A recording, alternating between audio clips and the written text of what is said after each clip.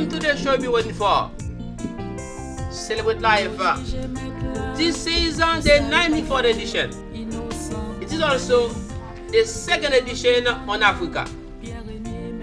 Mr. Olette, thank you for sharing the podium with me in this very important day.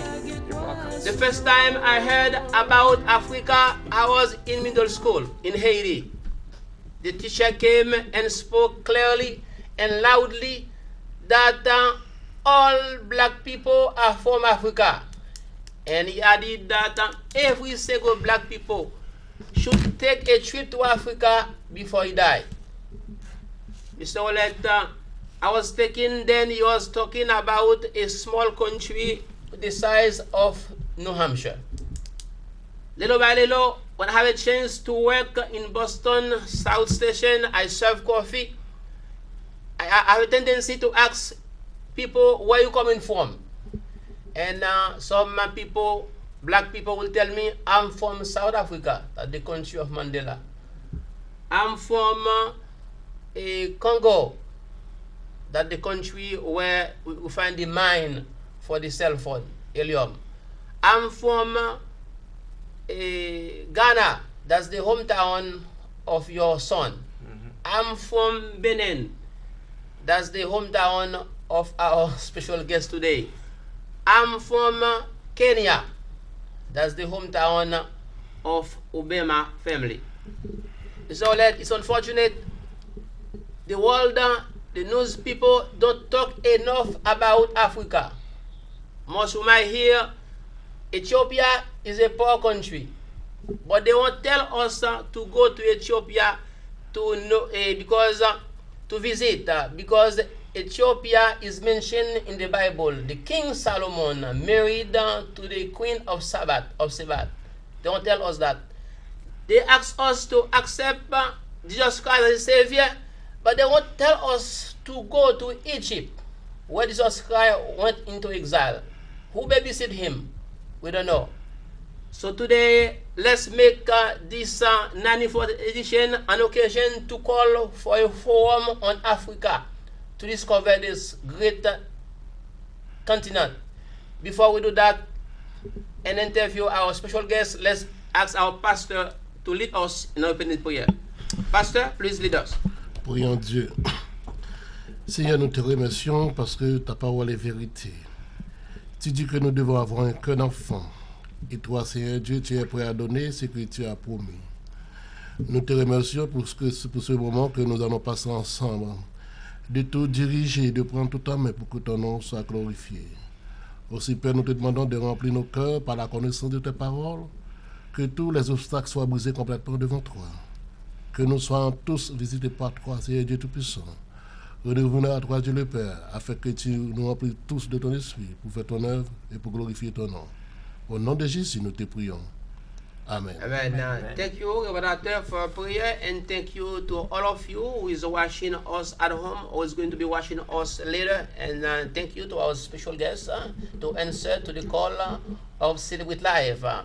And today is the 94th edition, very significant. I remember on the 74th edition, I interviewed a group of friends from a country called Nigeria. Remember that? On the umbrella African culture. And today is getting border by saying democracy in Benin, democracy in Africa at large. So I give you a few seconds to introduce yourself to us and to the entire world. Welcome. Okay, thank you, Pierre. My name is Anselmo Josu. I'm from West Africa.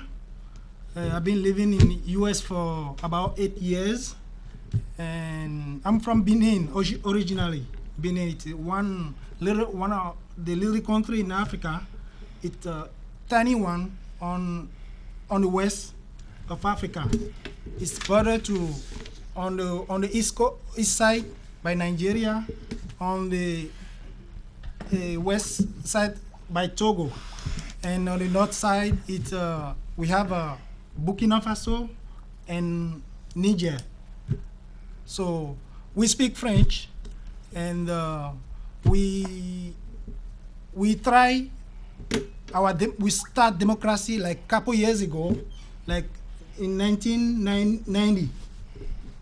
Before then, it was a dictator who was there. He started his own thing since 1972.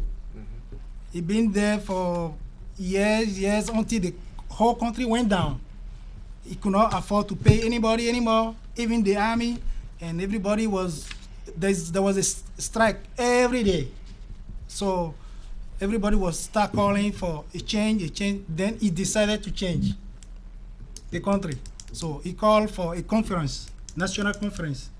So people come from all people from Benin that live everywhere in the world. They come and they sat down and they make a plan. They change the whole thing. That's when our democracy started in February 1990.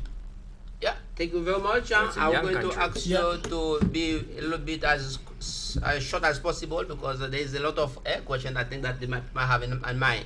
Yeah, thank you very much. If our operator could play a little music for us for 1 second so we can continue the conversation. Mr. Chavez, please tell the world what's going on here. What's the occasion? Is the 94th time? 94th edition of Celebrate Life. Our last topic was a recipe to make the world a better place. And today's question is how... Today is the democracy Yep. in Benin and democracy in Africa. And our special guest is Anselm Joseph. We welcome him. And I don't know if you want to go ahead with your question at this point. Today's question is how democratic solutions can help them reach their goals. Yeah, last time the topic was how to make the world a better place. That was last topic. Okay. Yeah, with as you feel that in my program I try to bring some critical thinking. We just come in here and talk. You see, after we talk, we say what you bring home, what lesson we learn, how we move forward. As you said that it's a small democracy. You said 2 years ago, it's a baby democracy. Yeah. Well, no, 1990. 1990. Oh, I'm sorry. Yeah. 10 years ago. Yeah. 1990. Yeah. More than that. More than that, like Like 20 years ago, about yeah. 20, yeah. Roughly 20 years. Yeah. Yeah, 24 and 24 the operator years, said 20 minutes left. So how the experience democracy in Benin can influence democracy in the world? How that help? Okay. Democracy is about people. It's the system that is defined by people governing their own destiny, governing their own country. So, if what happened in Africa, what have been happening in Africa is somebody get on the power, he just does what he wants. So democracy should help every country in the world because people will define what they want to do. If they need a road here, they will decide we need a road. If they need this on this side, they will be the one that will choose what they want for their life. But what happened before is the dictator get there, he does what he wants, he pocket all the money he can find there and stay there forever. Democracy, we have election. People have a chance to vote, to choose who's going to represent them better. So democracy is the best, I think the best choice for Africa to move on from where he has been for so long. Yeah, it knows Africa. It is so simple, Pierre. It is so simple. Dictatorship is run by a small group of person or one person, and they take the people down. Democracy it's ruled by the people of that country. Yes. So they have a voice in their destiny. So to be honest about it, there are still a lot of dictatorships, not only in Africa but in other places of the world.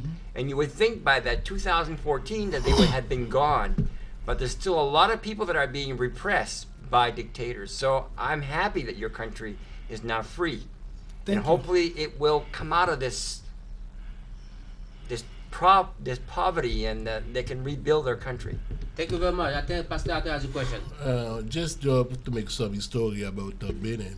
I know Benin getting independence in 1960 by the first president in Benin was like Hubert Mata. Yeah. After that, I think Mathieu Queredo was planning like by a military coup. He was the officer. He make a military coup to get the power. He want to establish Marxist-Leninist communist.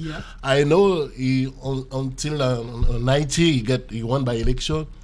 So after that, Yahibohi won the election in 2006 until now in 2011 and 2016. He will give up. He will not going we to hope. win. So do you think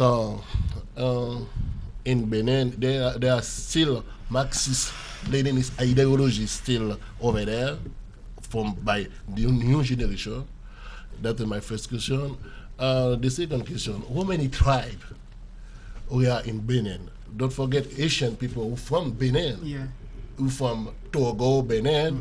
So how many tribes there are in Benin? Okay.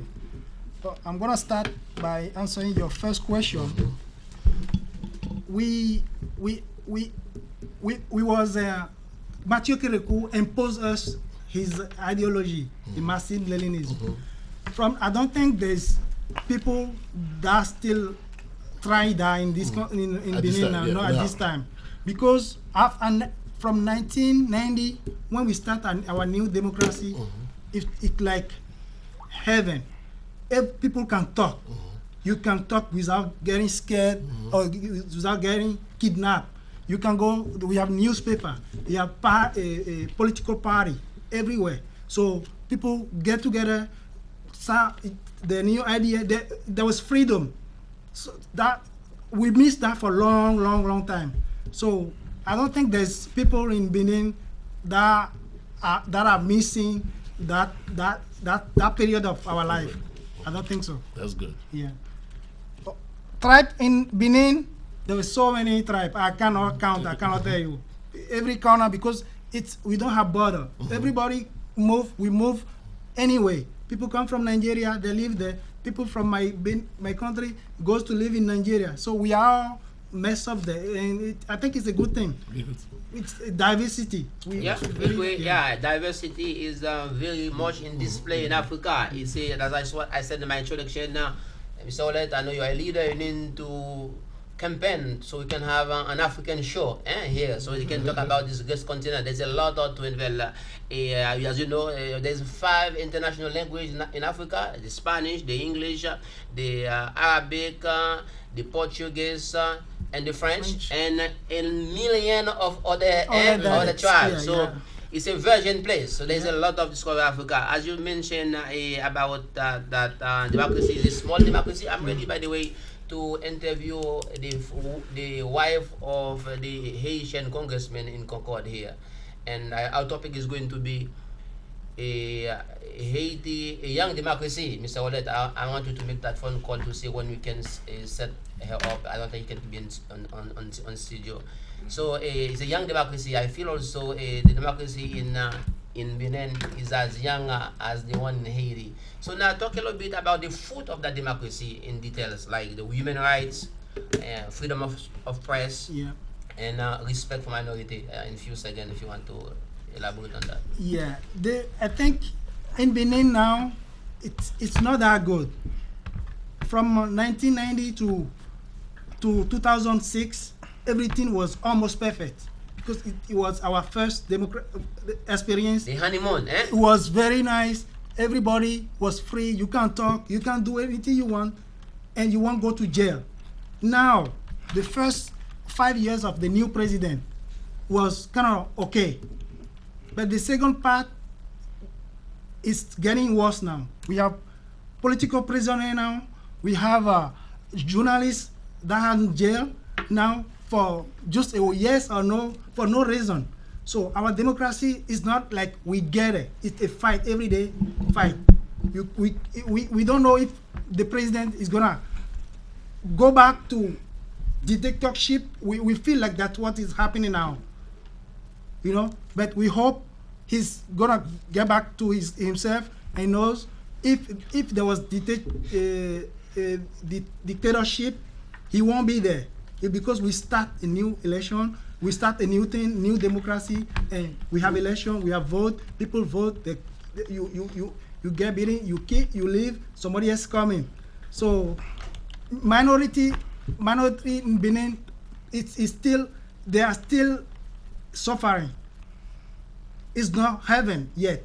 We cannot say it's fine. No, people are still suffering in Benin. People are it's getting worse. It's not getting better. The beginning was good, but it's getting worse day after day now. So we hope everything will be fine. All right, thank you. Benin is a member of the ECOWAS. ECOWAS is the economic, help me out here, economic Commission of West African countries. Yeah, that's the it's a bloc and it's made only from country from West Africa. I think that Nigeria is a member of the ECOWAS, and that brings us to the crisis in Nigeria. So what's leadership role Benin could play in the crisis of Nigeria? 200 girls up missing. 300. Should Benin play a role? How? Of course, Benin can play a big role in that issue, because you leave the capital city of Benin, which is Porto Novo, in 2 hours you're in Nigeria. You take your car, you're in there. So we are like the same. It's just the name, and then that's it. And they speak English, we speak French. That's the only difference. So what happened in Nigeria should concern every person in Benin. So African Union is supposed to play a big part of that, because we cannot wait for France or big countries to come and help us to fix every problem you have. That issue with Boko Haram, when that thing started, they could have taken care of that at the beginning. It kidnap people, it go away. The government of Nigeria always say, "Oh, we're gonna fix it, until it get very, very worse now. So Benin should, because we even hear that this guy come to buy food in Benin to feed the people he kidnapped. Wow. So it's like Benin have to be straight, stand up, and play a big part of that, so we can find this guy and take it out.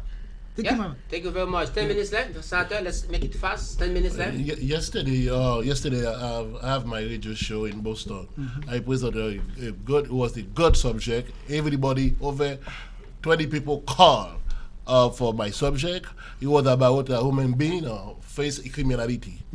Crime. So what about the crime in Benin? There are violence, gang, because there are different frontier, border with Niger, Burkina Faso, in Nigeria, Togo. So what about the violence go over there to do that? So the government? How you picture peace in Benin? Yeah. Normally, people are we are a country of peace. But now, these days, you can hear every other day that there was gunmen go to somewhere to take money from the bank.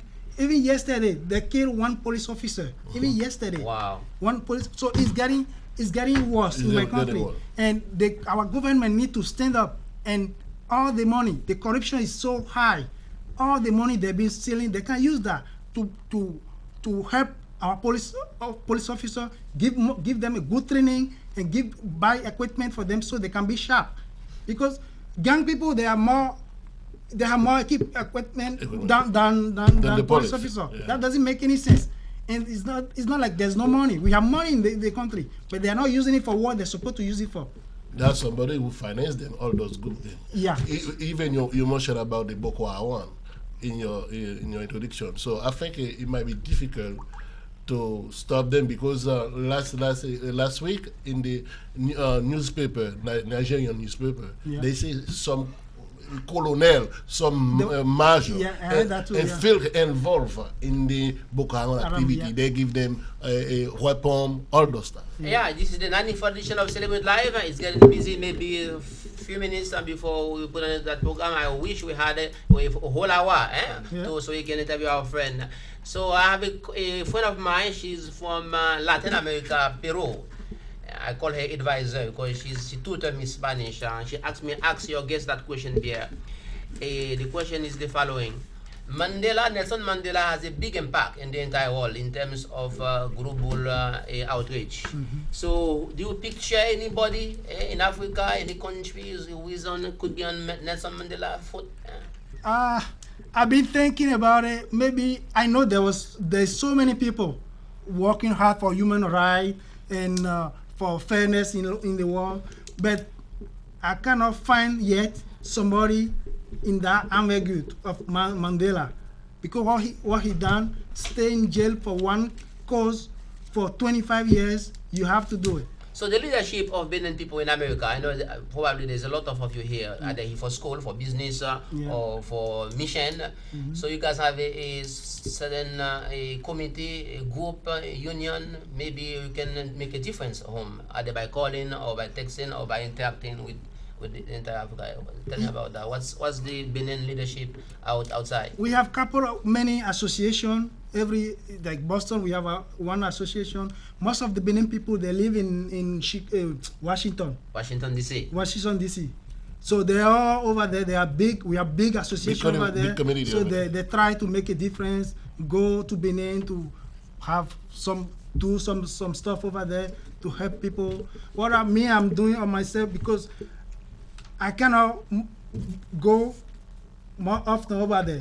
But on my Facebook page, I try to animate, bring topic, and write some article for people to wake up, to change, to speak up, so my country can go a little bit better than it is now. That's well. How's education? That's good. Are the girls allowed to be educated in that country? Yes. Girls are allowed to go to school. It even free. But theory, it's free. Girls supposed to go to school for free. So here's the point then. This is a more important point. You just said the group that kidnapped the 300 girls are going to buy food in your country. Be careful, because they may end up taking your country, and then you'll have even less freedom than you have now. I know. So after the earthquake in Haiti, I know Benin offered to Asian government a scholarship. I know there is about over 200 Asian students go over there to study. What about university over there? Big? Yeah, when I was in university in my country, there was 10 Asian guy at the same university with me. They came to Benin. We spent, some of them are in Boston even now. So university is good. We have it's a smart country. They used to call my country Quartier Latin. You can see people with PhD everywhere. We love to study in that country. A Latin neighborhood, eh? Yeah. They love. So we have university. Before we did not have PhD. Now people go there for PhD. Africa is rich in terms of everything, even in terms of... My last question: why Benin capital Benin is a Porto Novo? I know a Portuguese was over there. In 1817, at this time. So why? I think there are like two names, like Cotonou or Porto Novo. Why they choose two? Cotonou is the business city. So where is the government, all the big business. But Porto Novo is the capital. So they try to take it from Porto Novo, but people fight. They say the first capital of this country was Porto Novo. We have to keep it, because it's like because it's not capital anymore. Nobody take care of it. So they're not building anything over there. They're building everything in Cotonou. So there was a fight about it, and then they bring the capital back to Porto Novo. We have the National Assembly there in Porto Novo. So they keep the name. So I know Benin is like a Yoruba. They have a lot of Yoruba in Nigeria. So we have the same. Benin is still the same community. Yoruba in Nigeria and Yoruba in Benin. They speak the same language, or they speak different. The same people. When I used to go to Nigeria, I speak to people in Yoruba, because we speak that in my city. I'm from Porto Novo, so we speak. Most of the people speak Yoruba and Fon and Gun. So over there, you go there, people, we are like the same. Nigeria, those countries, Nigeria and Benin should be one country, not two countries. You know. Yeah, thank you very much. That time is now with Mr. Chavez. You are very quiet today, and thank you anyway for showing up on our program. By the way, being at the beginning, he was one of the people who co-hosted with live with me until those guests, those co-hosts come along. So thank you for. Yeah, I think you have something to add, no? And Nope. at least welcome the guest. Tell him. Thank you for coming in today. We appreciate it. Can I say something before? Go ahead, please. Yeah, I just want to tell you, I don't know if you guys, you know that Toussaint Louverture, it's from Benin. His father was from Benin. I just want to, I don't know if you know about that. I know. That's the Toussaint Louverture, that's the Haiti father of independence. Yeah. So his dad was from Benin. He was taken from Benin and to Haiti. I don't know if I just I know about that, but there is some complication about that. Some historians say he might be from Senegal because Toussaint Louverture, his father from Senegal, his mother from Benin. Okay. And in Jean-Jacques Dessalines from Congo, Brazzaville. Okay. Yeah. So there are complications. Thank you very much. I'm glad that you bring that a conversation. So I mean, as I told you that our teacher spoke about Africa with passion. He said all black people from Africa and every single black people or people who are connected with Africa should take a trip to Africa. So I think that's the call, Mr. Olet, today. A call to go to Africa. Are there for mission? Are there for Are you buying me a ticket? Yeah. That would be nice. And we ask our special That would guest, motivate me to go. Oh, yeah. do you have anything to add? I mean, yeah, that would. Just want to thank you for having me here today. Thanks for being here. Yeah, thank you so much. And come again, and I hope that next time we have more time. And as you know, as I feel Africa is a virgin country, and you guys very smart too, from all almost everywhere. Obama father, what you might hear now, people say, oh, I don't like Obamacare. But they won't say that Obama father from Kenya school attended Harvard University. Yeah, and even in Nigeria, talking about A lot of Africans it's attend bad. Harvard. In every 100 people living in Nigeria, the youth in America from Nigeria, 17 has a master's degree. So, yeah, Mr. Chavez. I'd like to comment on the whole Obamacare thing. I will say that the fact that I didn't agree with it before when it came out, now that I'm unemployed, I have seen the benefits of it, and I get state insurance to no charge at me because I'm unemployed. Well, my point is to make the pros and cons, to analyze things. There's definitely pros and cons to There's no definitely. perfection. They will keep an open-minded. Yeah. And definitely. I think that do you have any political ambition? No, right now. Right now, yeah. I'm just watching. We have to push you. Again, thank you for coming on Celebrate Live, Mr. Olet. Thank you. You make a good job for your community. Thank you. For your home education, very good. Thank you. So Tell more African people from everywhere about Celebrate Live and ask them to come and tell the story. I will, From Benin to Haiti, from Haiti to Kenya, from Kenya to Togo, from Togo to Boston? Boston to Manchester. We will see you next week. Thank you. See you Au next revoir. week. Au revoir.